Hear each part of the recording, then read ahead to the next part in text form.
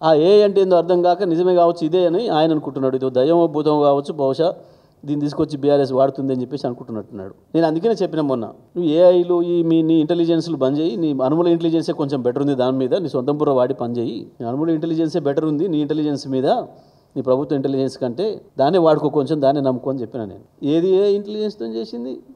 అక్కడ జింకలు లేవు, మేమే తయారు చేసేసి, ఏది అప్పుడు రాముడి కాలంలో బంగారు లేడి రూపంలో వచ్చినట్టు మేము ఒకటి తయారు చేసినామా? మేము చేసింది. అక్కడ ఉన్న చెరువులు కూడా మేము ఏఐతో సృష్టించినామా? ఇప్పుడు అక్కడ కనపడ్డ 100 బుల్డోజర్లు కూడా మేము ఏఐతోనే సృష్టించినామా? అక్కడ జరిగిన లాఠీ చార్జ్ కూడా మేము ఏఐతోనే చేసినామా? ఆ తర్వాత జింకలు బయటకు వచ్చుడు, ఊర కుక్కలు ఎంటబడి చంపుడు మేము ఏఐతోనే చేసినామా? చివరికి మీ ఫారెస్ట్ డిపార్ట్మెంట్ అధికారులు పోయి పట్టుకొచ్చినట్టు కూడా వచ్చింది, అది కూడా మేము ఏఐతోనే చేసినామా? ఏది ఏఐతో చేసినామని చెప్తున్నారు వీళ్ళు? నెమళ్ళ అరుపులా, చచ్చిపోయిన జింకల, జరిగిన లాఠీ చార్జీలా, అక్కడ కనపడుతున్న చెరువుల, అంత ముందు వరకు పెరిగిన చెట్ల, ఆ తర్వాత ఎడారిలాగా మారిన ప్రాంతమా? ఏది ఏఐతో చేసినాం మేము?